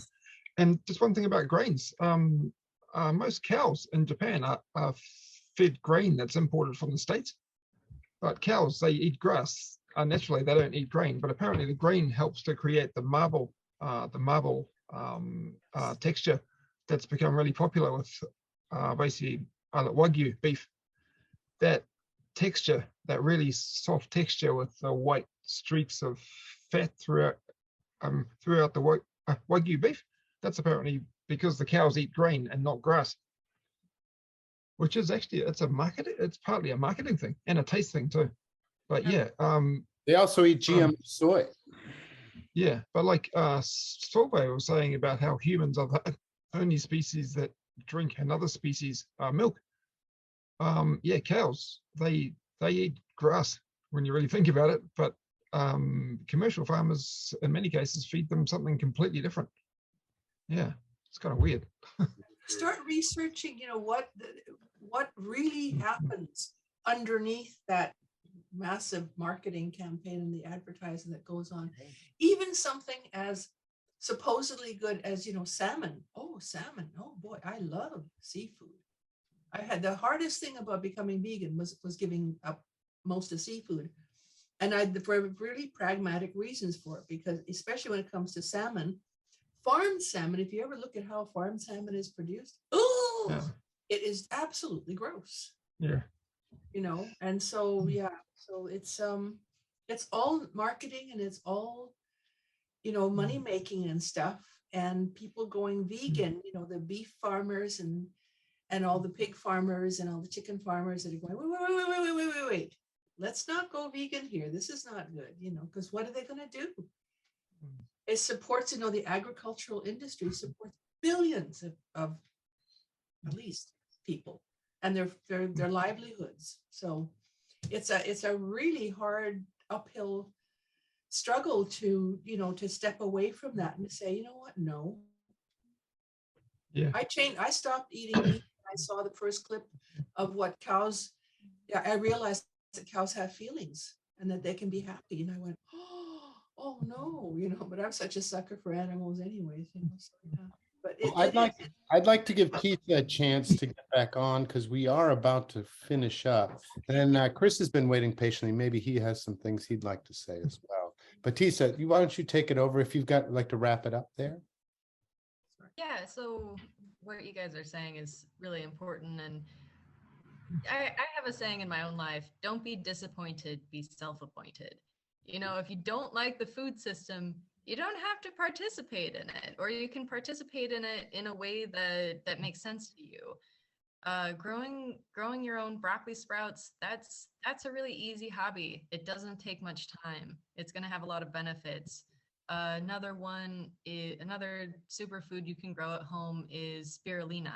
Spirulina has omega-3 fatty acids in it. Fish don't make omega-3 fatty acids. They eat it they get it from the algae that they eat. So you can grow the algae yourself if you don't want to eat fish, and you're going to get the same benefits from that omega-3 fatty acid. Very important for health. So look at what you can do. And these two things can definitely be done in a city. You don't have to have access to soil. Spirulina can be grown in like a gallon jug or a 5-gallon jug or a fish tank.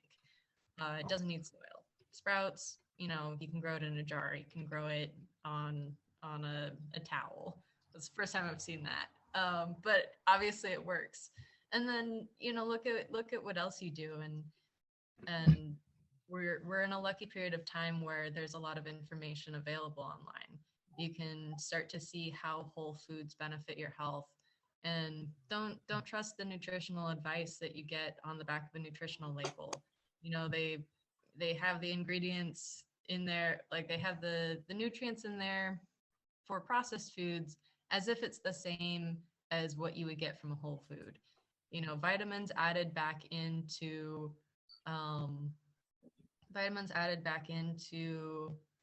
processed, you know, fortified flour or pancake syrup.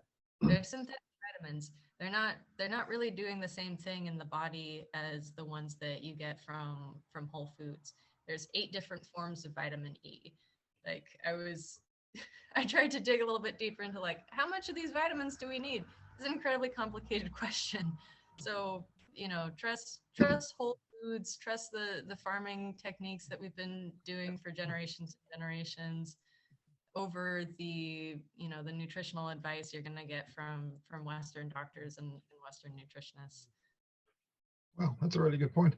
Amazing. Just quickly, Tisa, barley grass. Barley grass, I've heard that's really good. It's apparently one of the most alkaline foods we can eat, which is something that the cancer cells hate because they like the acidic environments. Do you know much about barley grass? Have you tried it before? And can you grow? Oh, I'm sure you can grow it. It's just grass. Yeah. It's the first I've heard of it, but I'll look it up. There's good information out there. Yeah. Yeah. Like I said, it's apparently the most alkaline food we can eat, and I've also heard that it can slow down hair grey. Yeah, I've been having barley grass and smoothies for about 20 years, and I've still got my natural color hair. It should be white by now, I think. But I'm sort of like thinking that it could simply be because of the barley grass. It's just really alkaline. Need to do a bit more research about that. That's what I want to believe anyway. That makes me happy. That keeps me happy. But yeah, Chris, I know barley grass. You ready, buddy? Hey, bud. No, I'm just happy to join. There's so much great information I'm just absorbing. So thank you very much, everyone.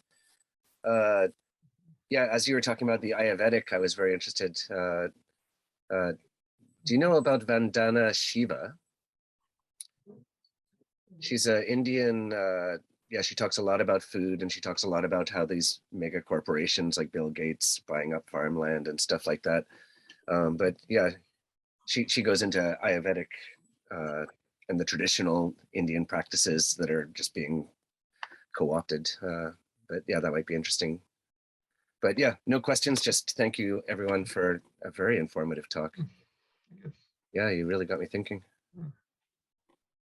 Thanks for joining, Chris, as always. Thank you. Thank you, Tisa. You're amazing. And like I said, I definitely want to have you on one of my other podcasts if you would be willing, because I'm starting to geek out on these sprouts, and I am ready to jump in to the swimming pool with spirulina as well, because that just seems like, oh my gosh, we're just at the tip of the iceberg still, trying to hack what are we growing and why are we growing it. And basically, I just said this yesterday to Solveig and my other friend, is if I'm ever to write a book, it's going to be, why are you eating? Because I really feel like that is the biggest question for an organic farmer like me, who's learned how to grow things in balance with nature and the environment and my particular climate, things that are simple to grow, easy to source the seeds, things that are bitter, things that the insects like, but not too much, and things that are not these delicate little, tomato plants that just die at the first rainstorm, these hardy things that grow really, really well and can really nutrify our bodies. Because I feel like we really focus too much on the 20 to 30 minutes we're actually putting the food in our mouth, and not on the other 20 or 22 hours of the day that we're spending absorbing that, digesting that, taking the nutrition from that, and feeling what that's like.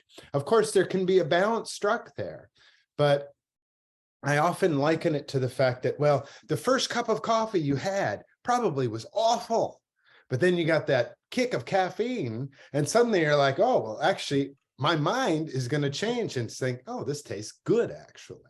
And the same can be true for a lot of different things. The first beer that I had was terrible, but it took me, 2 more times before I loved it.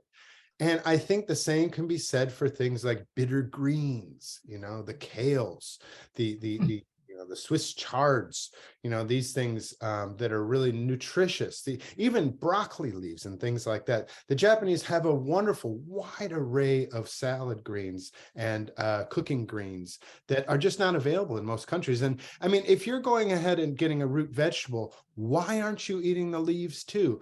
A lot of the nutritional profile is in the leaves, and it's often balanced with that. And I often demonstrate that with the little radishes. It's just, you pop the whole thing in your mouth with the leaves on it, you know, and you just get such a great experience of the bitter leaves, the sharp, juicy radish. And I think that we can cultivate this sort of habit in ourselves to enjoy that flavor so much, just like when you eat chocolate, that it'll turn you on, much like I must think that the Indian population would feel like when they eat that spicy curry, they get that buzz, or when the Japanese eat that fermented pickles, they get that buzz because what is it? The gut is the second brain. I think you and I talked about that, Tisa, and hacking that and getting back in touch with that. It's not going forward. It's taking a step back. And I'm not saying we're de-evolving, but we're going back to our roots where why are we eating? And it's to really nutrify our bodies, and our taste buds are able to sense the things that our body wants. I'm just really excited. I'm sorry, I'm going on and on here, and I don't mean to, I apologize. But everything you said is amazing. A really big thank you. I'm sure John has a lot to say as well. John, I'm going to turn it over to you so I can shut up. Yeah. Just a couple of points about that. I like about curry, and typically contain lots of spices. But the curries that we see, if we're not Indian, is typically just a really, really small number. For example, keema, korma, like butter chicken, the typical restaurant curries. But if you actually dive deeper, you can basically purchase a whole lot of different spices and make your own to your taste. And I sort of discovered that last time that I went back to Auckland. The local supermarket had like a 5-pack of Indian curry spices that you just mix and match to make the curry that to make the flavors that you want. Getting back to the leaves, you too. This is an idea that I had a couple of years ago about a Zoom event, multicultural. My next door neighbor back in Auckland, she's from Sri Lanka, and I was telling her about what I do over here, including growing tomatoes and cucumbers. And she asked, do you eat the cucumber leaves? And I was like, no one does. And she said, oh, well, back home in Sri Lanka, we put cucumber leaves in soup. And I was like, well, I never knew that. And so the idea that came to me was to get people together on Zoom from like maybe a Chinese person, Indian, South American, and just ask them, what do you eat in your home country that you don't do or eat here in Japan? And then I'm sure there'll be a whole lot of answers about, hey, we eat this, but I've never seen like Japanese people eating it, or like we do this with our tomatoes. To sort of quickly expand people's ideas of, hey, we can actually eat that and that and that and that and that too. Things that we didn't know before, just by talking with people who may do that kind of thing. So that's an idea for another day. Yes, John, and we talked about this a little already. We should have a chef on, and having people from different nations would definitely be a great idea, because I know a lot of people, different nations, eat sweet potato leaves, and I've given those in my baskets, and people are like, why are you giving me this? I'm like, these are super nutritious and delicious. You can just cook them up like spinach and things like that. So sweet potato leaves, okay, I didn't know that. Let's go on you. Didn't know that. Not potato leaves, not potato leaves. Don't eat sweet potato leaves. Yes, that's a memo. Yeah, interesting. But wouldn't this be a great topic? I mean, for people who are teaching kids, to get them to hook up with the international community. Like I've got friends in Norway. I think we talked about this a little bit yesterday, Chuck. I've got friends in Norway with little kids. Oh, by the way, Chuck, I did tell the mom next door. I said, we're going to do it free. I don't have to worry about it. But anyways, a lot of kids are spending a lot of time learning English here. Well, wouldn't it be a great idea to hook them up with gardening, international, and with Zoom? And this is what I've come to. The technology we have at our fingertips right now has enormous potential to connect the world so that English is not just a school subject. It's a way to meet somebody from another country. Even if it's just simple language, say, hi, I'm so-and-so, I'm, 8 years old or whatever it is. And then you show as a show and tell, kind of an international show and tell, so that kids see the rest of the world and meet people from the rest of the world. And they can say, oh, I just talked to somebody from Sri Lanka, or I just talked to somebody from Sweden or whatever. And that just, bam, it just opens it up. And once they're, minds are like parachutes. Remember that old expression? Minds are like parachutes. They only work when they're open. I like that. So you open up kids to this, and you open up, then they're the ones that are going to suck it up for all the damage that previous generations like mine have done. Not just yours. We're doing a good job ourselves. But it's, so, so this is what I'm trying to do with my, with my YouTube channel, and, to sort of show what I'm doing. This is what the environment is having a hard time with. This is what I'm doing for, but it's just to use this technology. It's just, it's there. Holy cow, what a tool. Yeah. What a tool we have now. Yeah, and there's a lot out there. If you're curious, if you've listened this far, thank you for listening. But there is a lot of information out there on the internet about spirulina and sulforaphane, and a lot of the things that Tisa's talked about and John and I have mentioned, and that both Chris and Solveig have echoed. That definitely, it's a journey of a discovery for us all about food, health, growing things. What was the other one? Sulfur. Oh, it's in the notes. You'll see it in. Okay. Yeah, it's all written down there. And if you forget, you can just ask me. No problem. But yeah, like I said, this is the beginning for me, and I think it could be the beginning for anyone and everyone. Like I said, that's what we're all about. It's just trying to get a little bit better, a little bit smarter, a little bit healthier every day. And I mean, it's a process. It's not something that we can just suddenly change. It's got to be a slow process, and we've got to learn how to do it. I mean, these are my sprouts right here. So I'm just about to put those into some sort of a dish, or even just eat them as a salad or something like that. And again, I just tried this myself, and it's super fun, super easy. Yeah, I'm a farmer, so I should be able to grow stuff, but honestly, I spent no time on it. I just kind of let it grow itself. And that's the secret to organic farming. Anyways, if it doesn't grow naturally, chances are you shouldn't be growing it. So best of luck to everybody out there who's on this journey with us. Thanks for joining. And John and I will probably have another one. Hopefully this winter, John, we'll try to hook up with a show. I'd love that. Yep. You said you had a buddy who helped you out at one of the schools. That sounds like a good place to start. Yeah. All right. Look what I did. What's that? Been knitting. That's great. Again, they're leg warmers. This is sort of, yeah, I know this. Those fine motor skills shows. That's right. Yeah. Okay. No, this is good. This has been wonderful. Thank you. This is great. Nice Again, thank you. Good to see you again. Yes, nice to see you too, Solveig. Thanks a lot, Chris.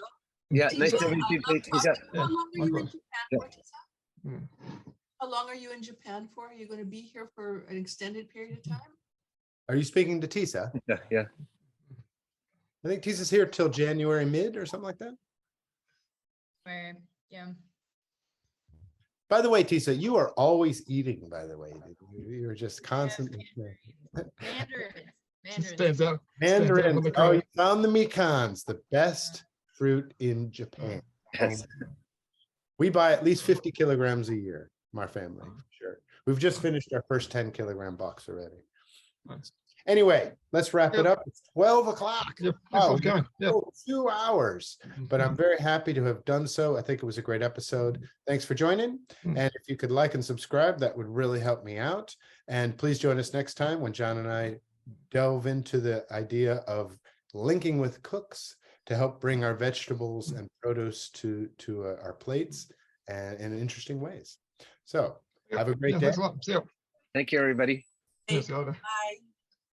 Goodbye, everyone. Thank you for joining.